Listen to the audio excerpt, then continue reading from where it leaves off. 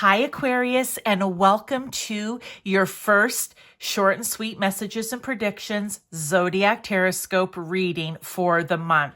As you know, these messages are timeless, so whenever you see it is fine, but I do two a month. Now, also remember, Aquarius, this is for you if you are an Aquarius sun, moon, rising, or if you have Venus in Aquarius, you can look at this from relationship perspective, any type of relationship in your life, okay?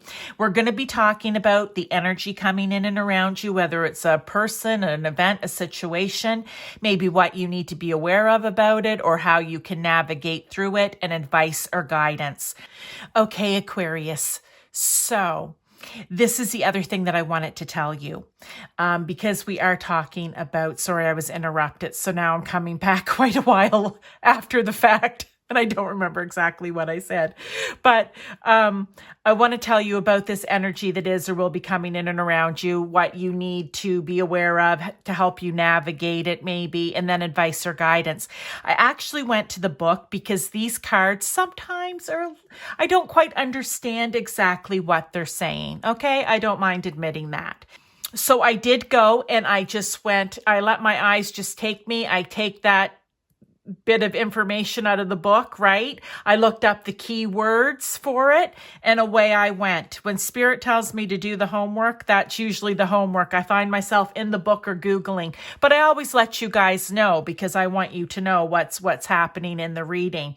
So let's get right to this. I'm going to set these aside, and the energy, oops, do I have these backwards? Yes, I do. Whoops, sorry. Okay. The energy that will be coming in and around you is offerings. Number 24, number 2, number 4, or number 6 could be important to you. It says, I give you to my heart's intent, wrapped in gratitude and thankfulness, devotion in exchange for your presence. Here I am gifting my essence.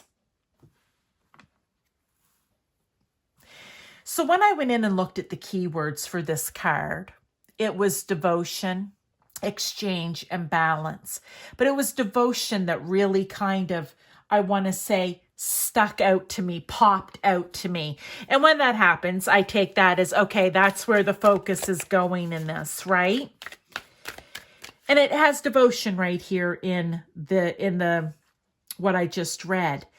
But I feel like whatever this is that's coming in, it is about showing commitment, okay? That's what it was giving me.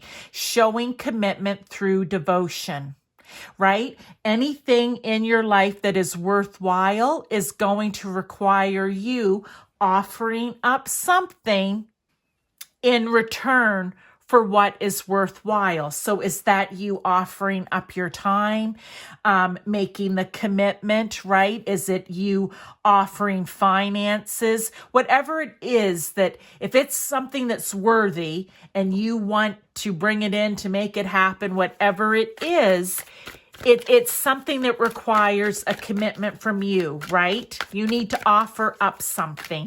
Is it a time commitment maybe that you need to make? But it's something you're going to be giving up or offering. Let's get a little more information here with the tarot. So, we have the 8 of Swords. I like this. Okay. Because we're talking about devotion, commitment, offering something up, exchanging something. Okay. Which was one of the key words too. But here's the interesting thing.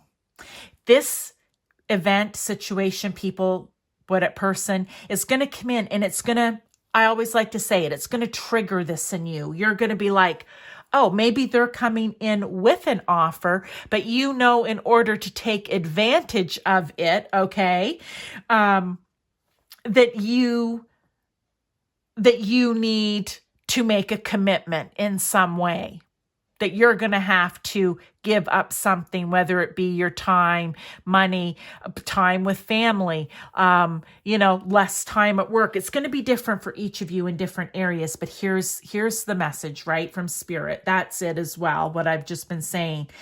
But also, you can't get too caught up in it. In other words, you can't, if this is something you feel passionate about, that you want to devote time, effort, money to, you can't allow the fact that you're going to have to, give up or offer something on your end in order to make it work. You can't get all up in your head. This is like putting yourself in a mental prison, right? You're not actually in prison. We'll say there's the prison behind. You're standing outside with some swords around you. How about you make use and cut those loose ribbons off yourself? Then you can free your hands, remove the blindfold, and move forward with clarity, right?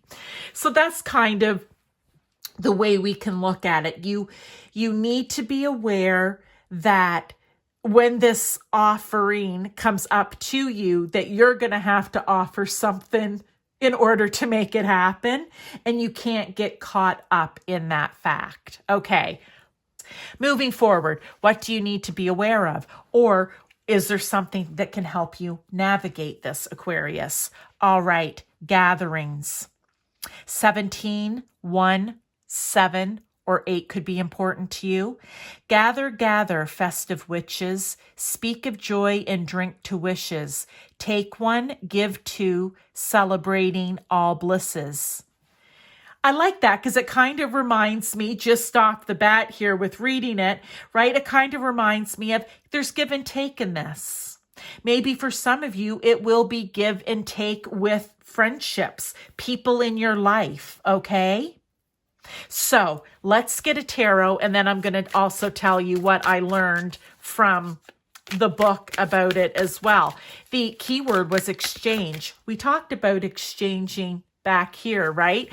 Exchange was also the keyword back here in offerings, which is so interesting how the cards always come out. But basically it was saying, don't be afraid to lean on others, whether it's friends, family, coworker, whoever it is in your life that you can go to for support. It also was saying or I may have wrote that actually, because now that because I was getting intuitive hits too, even as I was looking at the book. Think of it like an energy exchange, right? You're going to go to them with a certain energy of, I need your support here. I need your advice. I need your wisdom. And their energy responds back with giving you that. Oh, I love it. 10 of Swords has come out. Well, I don't like seeing all the little things in here coming to an end in the fire. But basically, what I feel this is saying is whatever this is could quickly come to an end. Okay? This is what you need to be aware of. Whatever this is that is a good opportunity for you, Aquarius, could quickly come to an end if you aren't willing to get the support that you need. If you're not willing to lean on, depend on, gather wisdom from friends, family, or whoever it is. Yeah, that's what I think you need to be aware of. You're going to need support and help in this. Even if it's just good, sound wisdom and advice, okay? Now, let's move on to further advice and guidance from Spirit, and we have self-care. Number 31, number 1, number 3, or number 4. And you've had some of these numbers repeating, so I like that. Self-care. If not me, then who? To tend to a wholeness, the parts in which surrender thy pulse, for a heart that's nearer than any other. Again, I always get a little confused by these. But what I want to say, look at how she has herself here surrounded by lights. We can call them the Christmas lights, the festive lights, because people use, I want to say what were originally Christmas lights, I guess, for all kinds of different festivities and celebrations, right?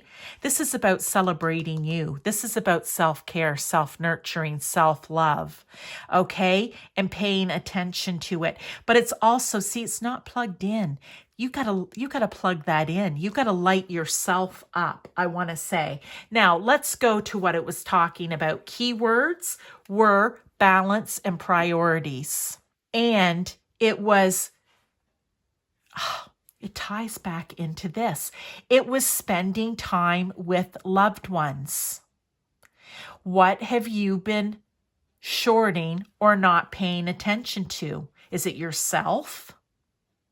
Is it spending time with loved ones, friends, family, whoever it may be? And without that balance, because you're exchanging energy with them again. And sometimes it's about finding the wisdom. And I feel like it all ties back here to this thing that's going to be offered to you that you're going to want to take advantage of and devote yourself to. But I feel like you're going to need, again, the support, the wisdom from other people in this. Even if it's just someone to run it by, right? But you need to care for yourself. You need to not be hard on yourself, not to give too much of yourself, right? It needs to be balanced, which is one of the key words here with this self-care card.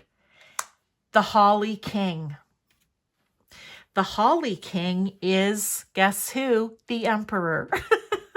Okay? The Emperor. And I want to say this is just reminding you that you have everything it takes, I feel, to succeed. You just have to believe in it, believe in yourself, believe that it's okay to light yourself up, to care for yourself during it, to make sure things are balanced. That's everything. The Emperor is like the King of Kings. He's emotionally balanced, wise. He's calm like the King of Cups, but yet he's smart and truthful and calculating in a good way. An intellectual with mental clarity like the King of Swords. He's hardworking, the leader in his own life. He's very disciplined like the King of Pentacles. And he's inspired and passionate and has grand vision and ideas like the King of Wands. And I feel you need this energy to help you with what it is that you want to take advantage of over here. But in order to keep yourself out of the mental prison and to figure out how do I have balance and care and wisdom during this, you also need friends and family involved. That's what I want to say for you, Aquarius. This is your short and sweet. So I hope that it makes sense to you. I apologize for the interruption that I had there. It may have seemed a little disjointed, but the messages have come out the way they should be coming out for you. Thank you for being here. I'll see you for another short and sweet and other videos for the rest of the month. And if you like my Yule Christmas cards, hey, hit that thumbs up, that like button. I would appreciate it. And if you want to share something, leave a comment. Always appreciate it as well. Thank you, and I'll see you in your next reading.